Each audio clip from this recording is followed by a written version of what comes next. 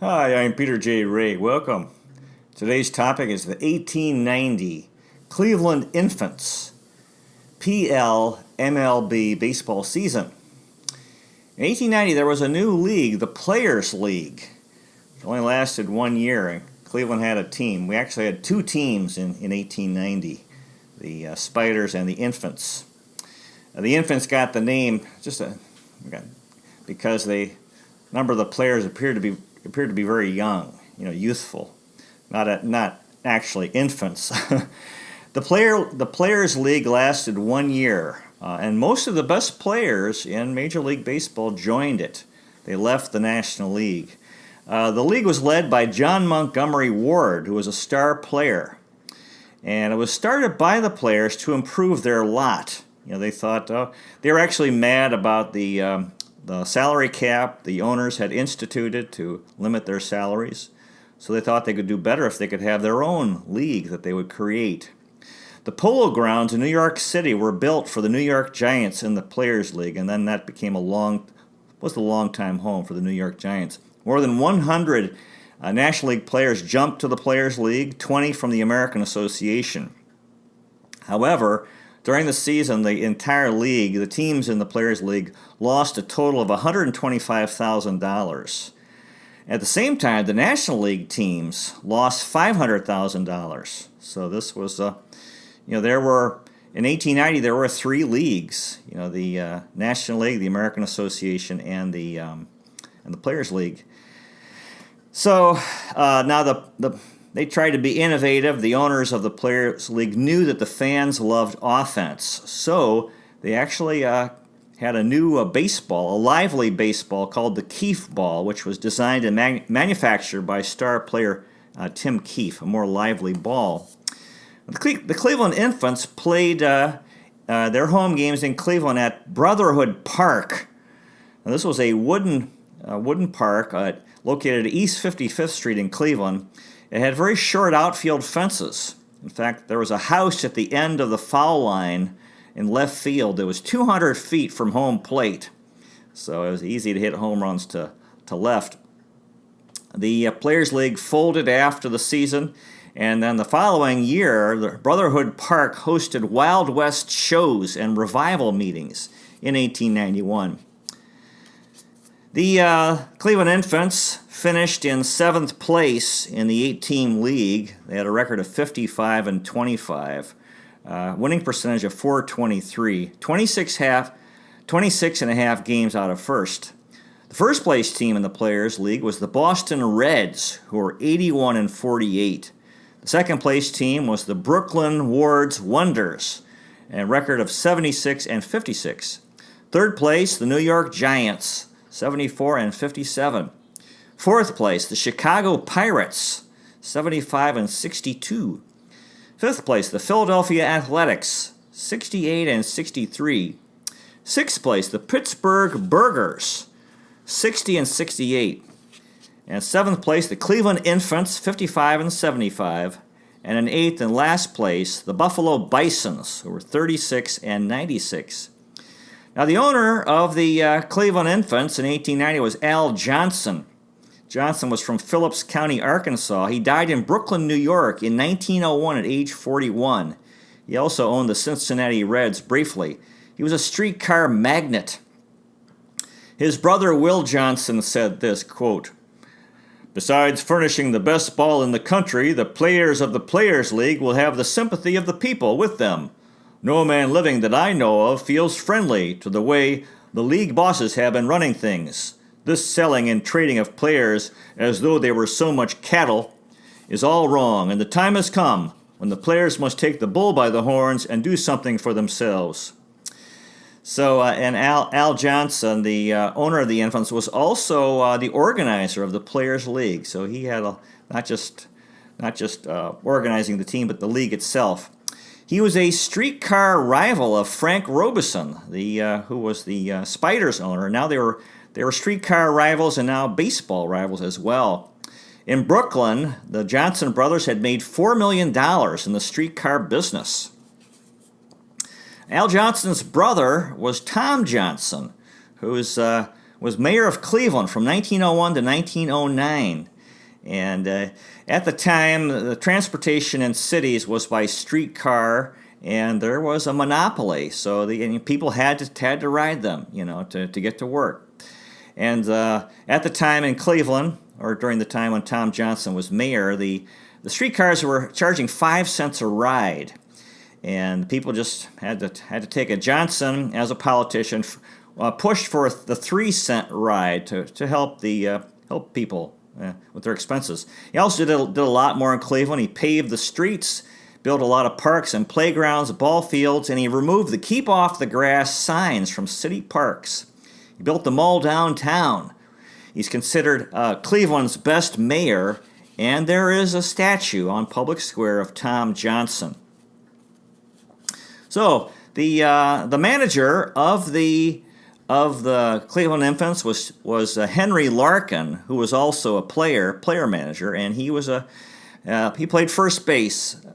And Larkin had a tremendous year. He hit .330, 32 doubles, 15 triples, 5 home runs, 112 RBIs, and 5 stolen bases. Really something. Larkin was a first baseman outfielder manager from Reading, Pennsylvania. He died in Reading in 1942 at age 82. For his career, he hit .303. Wow. 1,425 hits. He scored 925 runs. Larkin played for the Philadelphia Athletics, Cleveland Infants, Washington Senators between 1884 and 1893. And of course, he was also the manager of the Cleveland Infants in 1890. In 1885, he hit for the cycle. Single, double, triple, and home run in one game. And the same year, he had 4 doubles in one game, which is a record, which has been tied but never broken. On August 1, the team was 34-45, and Larkin was relieved of his responsibilities as manager, although he continued playing. And the new manager was also a player, Patsy Tebow, who was the Cleveland third baseman. And Tebow, for the year, hit .298, 26 doubles, 6 triples, 5 home runs, 74 RBIs, and 14 stolen bases. Of course, Patsy Tebow had played for the Cleveland Spiders the year before, and then he would come back and play for the Spiders from 1891 to 1898. And so August 1 was when he was named the new manager, was the beginning of a fine managing career. Patsy Tebow. The catcher that year was Cy Sutcliffe. Sutcliffe had a really good year. Sutcliffe hit .329, 14 doubles, 8 triples, 2 home runs, 60 RBIs, and 10 stolen bases. And Sutcliffe was another guy who had played for the Spiders the previous year and joined the Infants in 1890. Cy Sutcliffe. As we said, Henry Larkin was the first baseman. Now the second baseman was Cub Stricker, who hit .244, 19 doubles, 8 triples, 2 home runs, 65 RBIs, and 24 stolen bases. And Cub Stricker had been playing in Cleveland for the Blues and the Spiders from 1887 to 1889. Cub Stricker. The shortstop was Ed Delahanty. And Delahanty hit .296, 26 doubles, 13 triples, 3 home runs, 64 RBIs, and 25 stolen bases. In his career, Delahanty was primarily a left fielder. He was from Cleveland, Ohio. He died in Niagara Falls in 1903 at age 35, died young.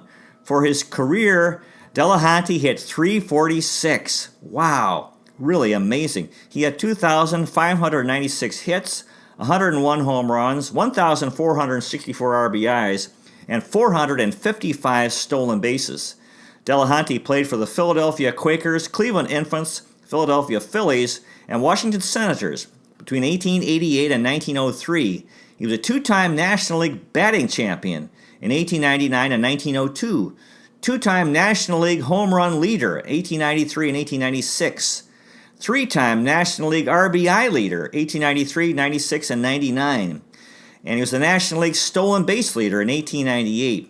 He hit 4 home runs in one game on July 13, 1896, and Delahanty was inducted into the Baseball Hall of Fame in 1945. They called him Big Ed. An amazing career. He was an early MLB power hitter. Delahanty batted over 400 3 times. He has the 5th highest batting average in MLB history. It was written, quote, "Baseball for Irish kids was a shortcut to the American dream and to self-indulgent glory and fortune. By the mid-1880s, these young Irishmen dominated the sport and popularized a style of play that was termed heady, daring, and spontaneous. Delahanty personified the flamboyant, exciting spectator favorite, Casey at the bat, Irish slugger, the handsome, masculine athlete who was expected to live as large as he played. 4 of his brothers, Frank, Jim, Joe, and Tom, also were Major League Baseball players. And pitcher Crazy Schmidt said this, quote, "When you pitch to Delahanty, you just want to shut your eyes, say a prayer, and chuck the ball. The Lord only knows what will happen after that." In early July 1903, Delahanty was kicked off a train by a conductor for being drunk and disorderly. He had been brandishing a straight razor and threatening passengers. Delahanty was drunk, and he proceeded to walk across the International Railway bridge, which connected Buffalo, New York, with Fort Erie. And he either fell or jumped off the bridge. He had been yelling about death. He fell into the Niagara River and went over the Niagara Falls. His body was found at the bottom of the falls 2 weeks later. And this was a very tragic, either it was a drunken accident, suicide, or a murder. He was the son of Irish immigrants. So there's a book that came out. It's called July 2, 1903, The Mysterious Death of Hall of Famer Big Ed Delahanty by Mike Sowell, 1992. And there's another book about Delahanty called Ed Delahanty and the Emerald Age of Baseball by Gerald Casway, 2006. So this tremendous Hall of Famer who had a tragic end to his life played for Cleveland for 1 year. Ed Delahanty. And we talked about Patsy DeBoat in the outfield. Jimmy McAleer was a regular outfielder. He had 267, 8 doubles, 7 triples, a home run, 42 RBIs, and 21 stolen bases. And McAleer played for the Spiders. He'd been on the Spiders the previous year and then would go back to the Spiders from 91 to 98. Jimmy McAleer, a tremendous player. Another regular outfielder was Paul Radford. Radford hit 292, 24 doubles, 12 triples, 2 home runs, 62 stolen bases, and 62 RBIs and 25 stolen bases. And Radford was a guy who played for the Spiders the previous year and then jumped to the Infants. Paul Radford. Another regular outfielder was Pete Browning, who had an incredible year. Browning hit 373. Wow. 40 doubles, 8 triples, 5 home runs, 93 RBIs, and 35 stolen bases. Pete Browning was from Louisville, Kentucky. He died in Louisville in 1905 at age 44. Career average of 341. Wow. 46 home runs, 659 home RBIs.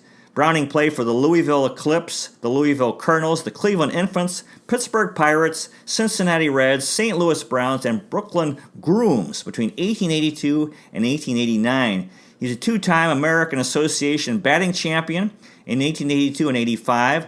He was the Players League batting champion in 1890. In the American Association, he was the hits leader in 1885. He was the Players League doubles leader in 1890. They called him Gladiator and also Louisville Slugger. He was very attentive to his bats. He was the first player to have bats custom made. Browning was virtually deaf. He had massive headaches and he drank alcohol to fight the pain. His father was a grocer who had been killed by a tornado. Now, when Browning was a boy, he developed a mastoid, which is an ear infection, which goes very, very bad. And my mother had this, actually, and he did not get good medical care. He had this, he lost most of his hearing, and then he had this severe pain because of it. He stopped going to school because he couldn't hear, so he remained illiterate his whole life. His base running was subpar because he refused to slide. He often played drunk because he was drinking to deal with this pain that he had in his head perpetually. Browning would speak to his bats and gave each one a name, often biblical. he believed that every bat had a limited number of hits, and he would retire bats. He kept a vast number of retired bats at his home with his mother. He would stare at the sun, which he thought would strengthen his eyes. Browning would compute his batting average on the cuffs of his shirts regularly. And he died of this mastoiditis, cancer, and cirrhosis of the liver. Very tragic. Now, the Hillerich and Bradbury Bat Company, he ordered bats from them. He was the first Major League Baseball player to order bats from this company. And they eventually adopted the Louisville Slugger brand in his honor, which probably everyone's familiar with from Little League. The Louisville Slugger, famous name for a bat brand. Browning should be in the Hall of Fame, so we'll see if that ever happens. So in 1891, the Players' League collapsed. The players were supposed to return to their old teams. However, the Pittsburgh team signed players from other teams, including Browning. And piracy was charged against the Pittsburgh team, and that's how the Pittsburgh Pirates got their name. Browning was a terrible fielder. They called him Gladiator because he would make brave, mostly losing battles with fly balls and line drives. On June 4th, 1890, in Chicago, the Cleveland Plain Dealer wrote this, quote, "The one act of the afternoon which stands out like a wart on a man's nose was a catch by Colonel Browning in the 5th inning. Mr. Duffy, a distinguished townsman with whom it is a genuine pleasure to deal, tripped to the bat with his teeth set so hard that his jawbones stuck out like handles on an Etruscan vase. He reached for the first ball, which Mr. Bakley was good enough to land over the rubber. The sound that followed was the same as when the slats fall down in an old-fashioned bed. The ball mounted toward the town of Jefferson until it was lost to sight. It came into view again in a few moments in the extreme left field, and then it was observed that Mr. Browning was only a few rods away. He rattled his lengthy legs toward his heart's desire as long as possible, and then jumped in a northwesterly direction, turning 4 times in the air and stretching one arm for the ball, in the manner of a boy after his second piece of pie. He got it. Then applause went up from the grandstand like an insane man experimenting with a French horn. Pete had to doff his cap a dozen times." So a very interesting fellow, Pete Browning. Now the bench players included Larry Twitchell, who hit .223, 6 doubles, 3 triples, 2 home runs, 36 RBIs, 4 stolen bases in 56 games. And Twitchell had played for the Spiders the year before. In late July, he was traded to Buffalo in an attempt to shore up the Players' League weakest team. Larry Twitchell was buried here in Rocky River. Another bench player was Jack Brennan, who hit .253, 3 doubles, 7 triples, 26 RBIs, 8 stolen bases in 59 games. Brennan was from St. Louis, Missouri. He died in Coach, Missouri in 1914 at age 51. Career average of .220, 0 home runs, 48 RBIs.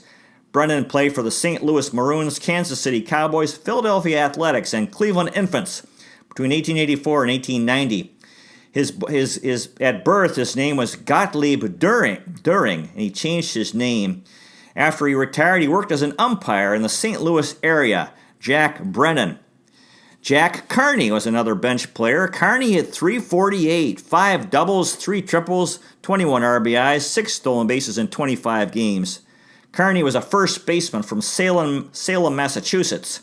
He died in Litchfield, New Hampshire in 1925 at age 58.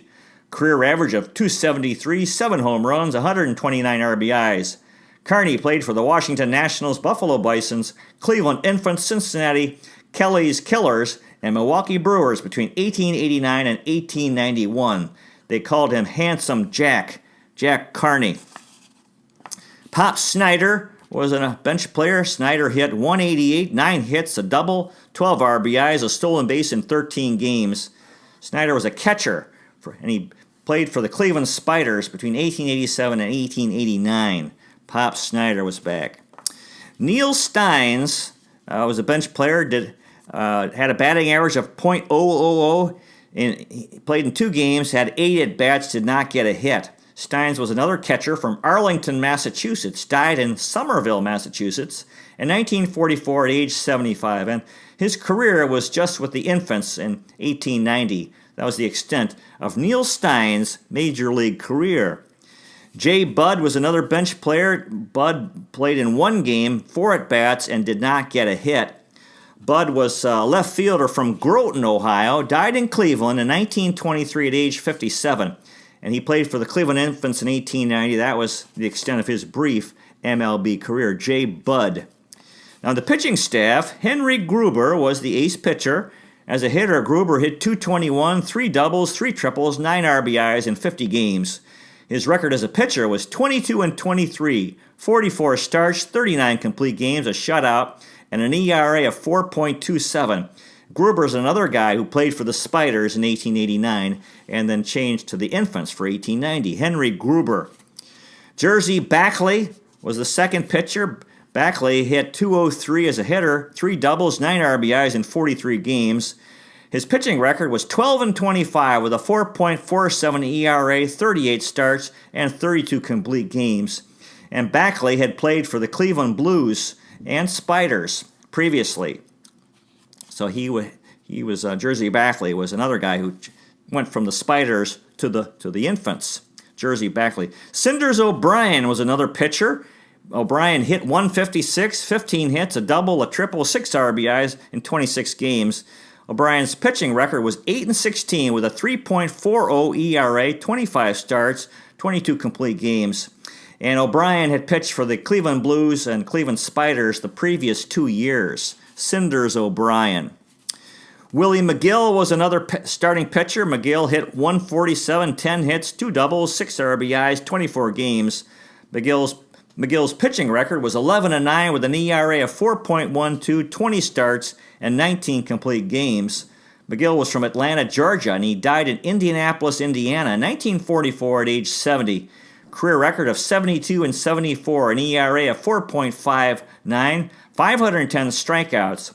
McGill pitched for the Cleveland Infants, Cincinnati Kelly's Killers, St. Louis Browns, Cincinnati Reds, Chicago Colts, and Philadelphia Phillies between 1880 and 1896. And he went to college at Notre Dame. Willie McGill. George Hemming was another pitcher. He hit .182, 2 hits, an RBI, 2 stolen bases in 3 games. Hemmings' record as a pitcher was 0-1 with an ERA of 6.86, 3 games, 1 start, and 1 complete game. Hemming was from Carrolltown, Ohio. He died in Springfield, Massachusetts in 1930 at age 61. Career record of 91-82 with an ERA of 4.53, 362 strikeouts. Hemming played for the Cleveland Infants, Brooklyn Wards Wonders, Brooklyn Grooms, Cincinnati Reds, Louisville Colonels, and Baltimore Orioles between 1890 and 1897. He won 3 MLB titles with the Orioles between 1894 and 1896. They called him Old Wax Figure. George Hemming. Very good. Charlie Dewald was another pitcher. Dewald hit .375, 8 at-bats, 3 hits, 3 RBIs in 2 games. Dewald's pitching record was 2-0 with an ERA of 0.64, 2 starts and 2 complete games. Dewald was from Newark, New Jersey. He died in Cleveland, Ohio in 1904 at age 36. Dewald played for the Cleveland Infants in 1890, and in 1899, he was the superintendent of all cemeteries in Cleveland, and he's buried in Woodland Cemetery. Charlie Dewald. Bill Gleason was another pitcher. Gleason batting average, he did not get a hit, 1 game, 2 at-bats. As a pitcher, he was 0-1 with an ERA of 27.00, 1 game, 1 start, 4 innings pitched, and 12 earned runs allowed. Gleason was from Cleveland, Ohio. He died in Cleveland in 1893 at age 25, and his MLB career was just with the Infants in 1890. And finally, Paul Radford, who was a regular player, did a little pitching, pitched 1 game, and had an ERA of 3.60. So that's the story of the 1890 Cleveland Infants, who played in the Players League the year Cleveland had 2 teams. God bless everyone associated with the team, including the players and the fans, especially the Civil War veterans. Captains of the Cuyahoga, lovers of Lake Erie, Terminal Tower Power, fans of the Free Stamp statue and the Fountain of Eternal Life, Severance Hall stalwarts, First Energy Stadium friends, Progressive Field pals, Quicken Loans Arena enthusiasts. It's Rock and Roll Hall of Fame and Museum Rebels. It's been 70 years since 1948. This is our year. The Tribe is doing real well. Tribe, Browns, and Cavs rule Cleveland, city of champions. Cleveland is the best location in the nation on the north coast of America. New York is the Big Apple. Cleveland is a plum. Thank you so much for watching. God bless you. Take care, and I'll see you next time.